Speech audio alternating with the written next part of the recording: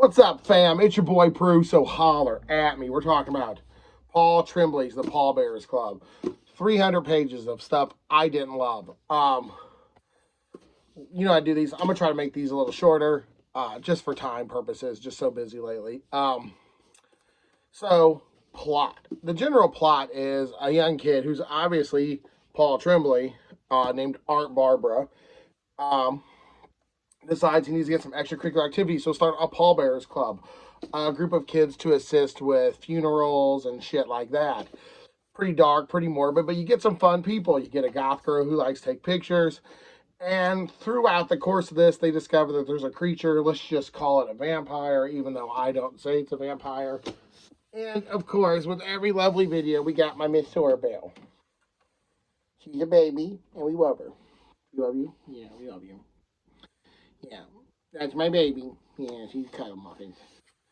She cuddles and kisses everybody. Okay, yeah. Sora is built on cupcakes and unicorn farts. That's how you make a Sora bear. Now, and the general plot is they have to uncover the mystery of this vampiric monster, which I'm not going to spoil, but it's fucking stupid. So let's talk to the characters. Art, Barbara, and Mercy are basically the main two characters on this. There's some other fucking people that stuck out, but basically it's just these two people that suck. They fucking suck. I hated them the whole way. I'm so sorry, Paul Tremblay, if this is like a reflection on you. I'm so sorry, but these were some of the stupid. This is literally just member berries. This whole book is member berries. Like, he writes something and she's correcting it. Like, the audiobook's even worse. Jesus fucking Christ, it's like on Thursday. Actually, it was a Tuesday. Shut the fuck up. Nobody cares. Jesus Christ. Oh, sorry. We're getting away from the subject. Characters were not well. I did not enjoy them. Member berries. Remember that time we drove around, you got high, we listened to the Ramones? That's basically most of the book. Hey, remember that time there's that vampire thing and it killed my family? I sure do, buddy. Woo! Thank God we wasted 300 pages on this conversation. Well, better go kill myself. Yep, that's literally the book. I just audio narrated the book. This was fucking stupid. Oh my God, in heaven, I cannot deal. Paul Tremblay, Knock on the Cabin, Cabinet at the End of the World was fucking amazing. It made me question my life and self-choices that I would make. This literally wants me to take a fucking bath and drink some fucking goddamn fucking alcohol and wonder where the fuck you went wrong. Oh my God. I'm so sorry. This book isn't terrible. This is my newest, lowest book of the year, though. Like, best book of the year? Worst book of the year. And they are far at the end of the spectrum. But it's okay. It's okay. I'm going to find a way to move on. I'm in therapy now because how bad this book was. I'm trying to get along, trying to move on in life. And honestly, okay, so what's that? Characters, pros and cons. Pros, honestly, it's short. And some of the characters have cool little things to say. I like hearing about the earlier punk rock. I like listening to an experience about the first time a kid gets high while listening to the Ramones. And I like how he's coming to terms with it. So it's not fucking a complete waste there.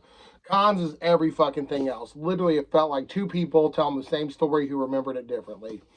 I can't tell who's the more unreliable narrator. I got a book with two unreliable narrators that sort of don't sync up. I got a mesh of stuff that just doesn't get along.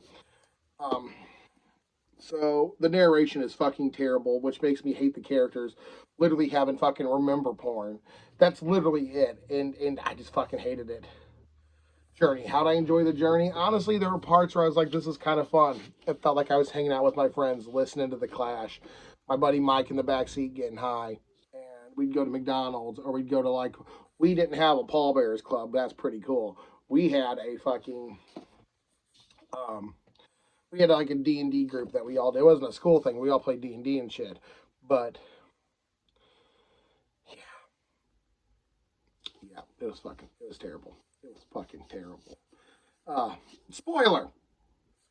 the bad guy's a vampire jacket, basically, and it's just stupid.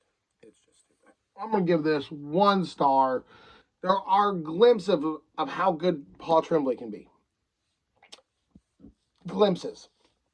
There's parts where I was reading this about the Ramones and the getting lost in the scene and his issues with coming to age and a girl joining the club and everyone else wants to join because a pretty girl joined and they think that's cool and shit like that, and some photography about the dead, which is something I'm into.